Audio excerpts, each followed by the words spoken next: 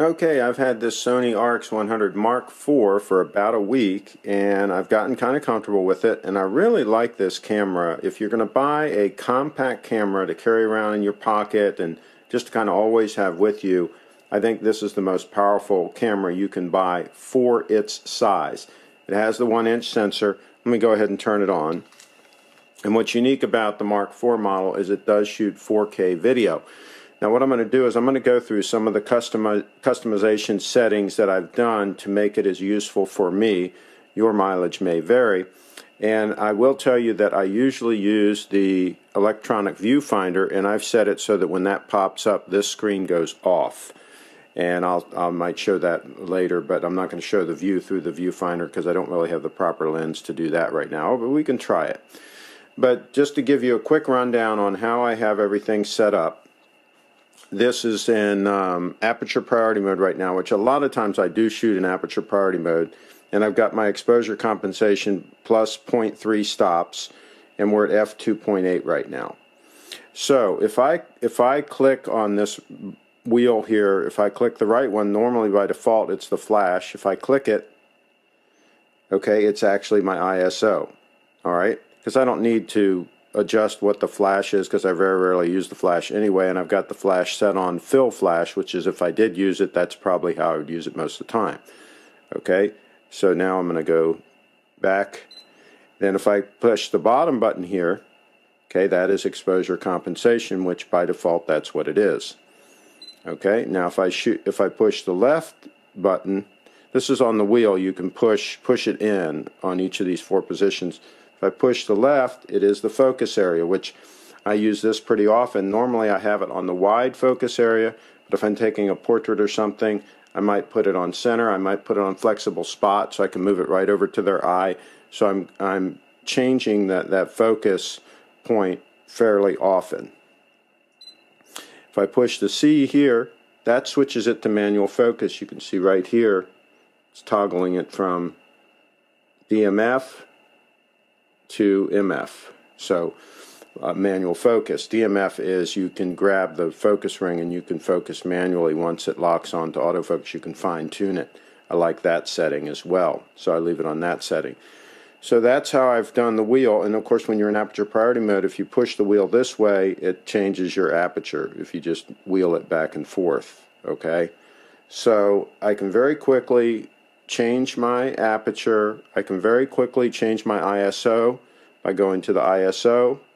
So I have fairly quick control over everything with this setup, and I can see all of this when I'm looking in the EVF. I've also changed the setting for the EVF so it shows all the information. By default it doesn't show all the information. That's also customizable. And I'm not going to go through all the ways that you customize these things, but what you want to do is you want to go into the menu here, and you definitely want to visit all of these sections. This is the section right here where you customize the key settings right here.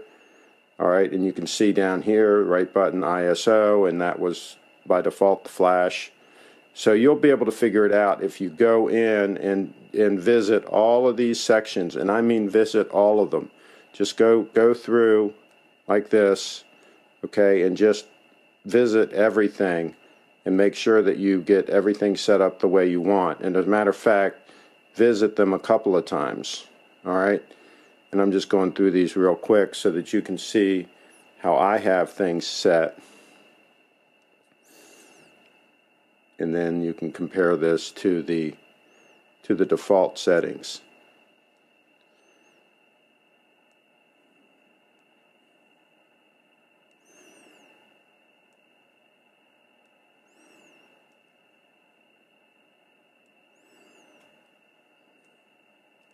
And again, this is after 1 week of use. This is how I've got everything set up. It may vary. I may change a few things here and there, but I'm pretty comfortable with the way I have things set up at this point.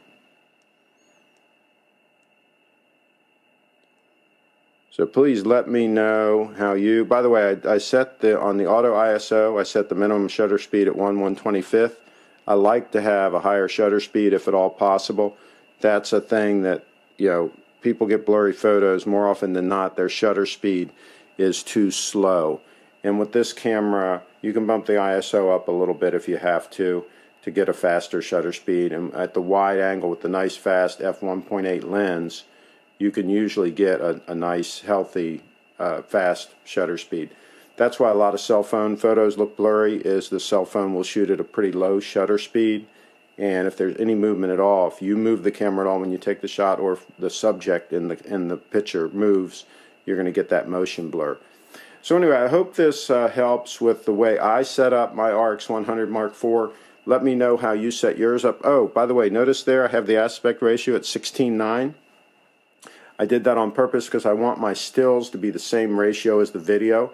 So if I want to use some of the stills in my video, I can very quickly just drag them into Final Cut Pro, and I don't have to crop or anything. They're just already 16:9 ratio, which I like that. And they're still, like, I think at least 16 megapixels, something like that. So once they're cropped to 16:9, so that's still plenty of megapixels for my purposes. So anyway, let me know how you've got your camera set up, and please subscribe to my channel. Thanks for watching.